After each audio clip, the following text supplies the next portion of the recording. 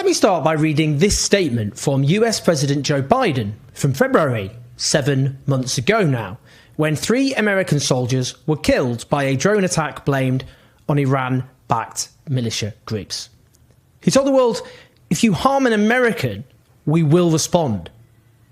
So how will he respond after Israeli soldiers shot dead Asinur Agi, a 26-year-old US citizen who came to the West Bank as a peaceful human rights activist, joining a campaign to protect Palestinian farmers who are being violently victimized by an illegal Israeli occupation, which is illegally stealing Palestinian land, illegally driving Palestinians from their homes in favor of illegal Israeli settlements. She was shot in the head by Israeli troops, executed, or rather murdered in cold blood. Now, firstly, let's think of her loved ones who, like countless Palestinian families, are mourning the violent butchery of someone they loved at the hands of the Israeli military. Let's remember that she was clearly someone driven by a sense of humanity, by a sense of taking on injustice and oppression. And let me also say this, because anyone knows anything about activists who commit to standing in solidarity with Palestinians will know that this is something she will surely have believed. She will, of course, receive far more attention than many Palestinians, the vast majority, who've been brutally killed. Here I am making a video about her. And I say this not to belittle the horror of what's happened to her, but because this video focuses on exposing a hideous double standard of the US support for Israel's genocide, up to and including standing back while US citizens are murdered by the ally that it arms and supports and facilitates. Now, the US State Department spokesperson Matthew Filler, who has spent the last few months filling the airwaves with propaganda on behalf of the Israeli state ever since this all began, he said, "We are aware of the tragic death of an American citizen, Asinur Agi, today in the West Bank. We offer our deepest condolences to her family and loved ones. We are urgently gathering more information about the circumstances of her death, and we will have more to say as we learn more. We have no higher priority than the safety and security of American citizens." Well, firstly, no mention of Israeli culpability, let alone any denunciation of the Israeli state for murdering one of the US's own citizens. Miller says we have no higher priority than the safety and security of American citizens. Is that so? Let's think back to Rachel Corrie, shall we? She was a 23-year-old activist who was crushed to death by an Israeli bulldozer in the Gaza Strip back in 2003. Now, what did the US administration do for Rachel Corrie and her family? Did the Bush administration pile onto Israel, firstly denouncing its evil, imposing sanctions, taking action? No, it did not. I know that a resolution was introduced in the House of Representatives demanding the US government undertake a full, fair and expeditious investigation into Rachel Corrie's killing, but no action was taken.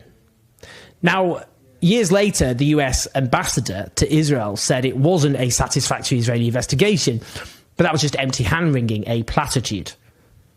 Nothing more. No action taken. Let's think back now to Shireen Abu Akleh, the Palestinian-American journalist for Al Jazeera who was killed by the Israeli state in May 2023, last year, months before the current horror began. She too was shot in the head by the Israeli army. And do you know what they did? They resorted to their usual playbook. Lie, deflect, muddy the water, wait until everyone's attention moves elsewhere. They claimed initially it was Palestinian militants who did it.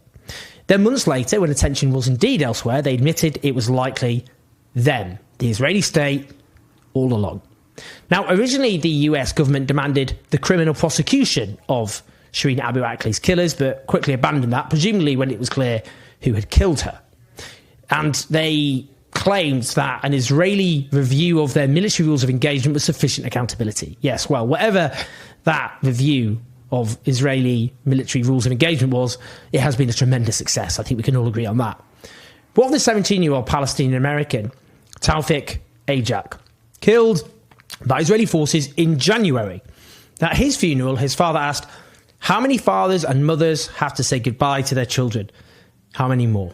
Well, the answer to that, I'm afraid, has been thousands upon thousands more since. That is, the parents who survived rather than being killed alongside their children. Now, at the time, his father spoke out about US support for the US military machine, but all the White House could do was say they were seriously concerned. Whoopie-doo-dah.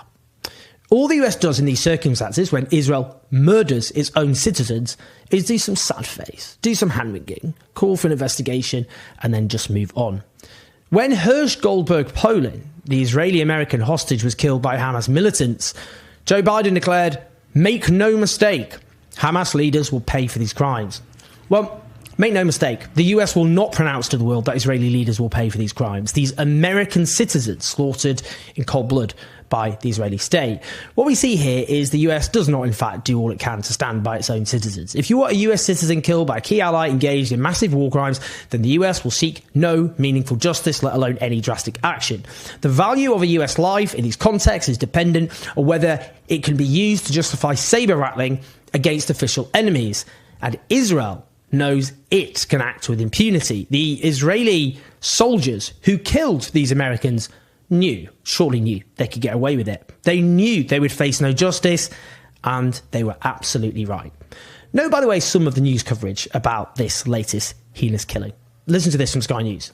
A 26-year-old American woman has allegedly been shot dead in the West Bank during pro-Palestinian demonstrations against settlement expansion. What the hell is that?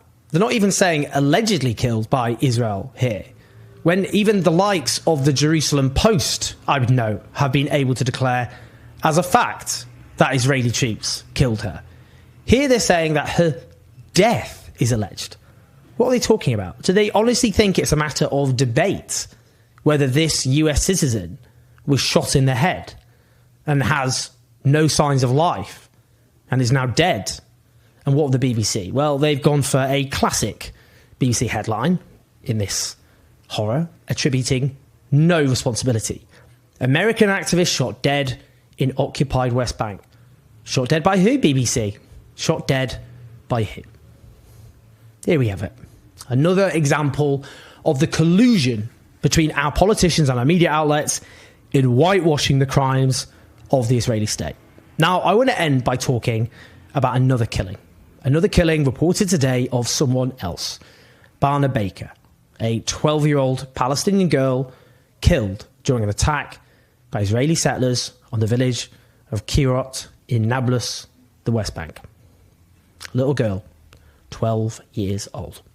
So many children killed. I mean, in Gaza, thousands, but they've killed, since the 7th of October, and before 7th of October, hideous numbers of children in the West Bank. Let's remember this little girl.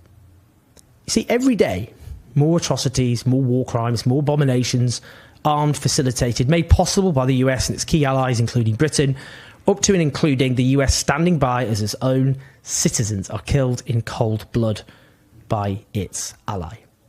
And that tells you itself all you need to know about this current horror. Please like and subscribe. Do leave your thoughts, your comments. Do listen to us on the podcast. Keep the show on the road at patreon.com/Jose4. I'll speak to you in a bit.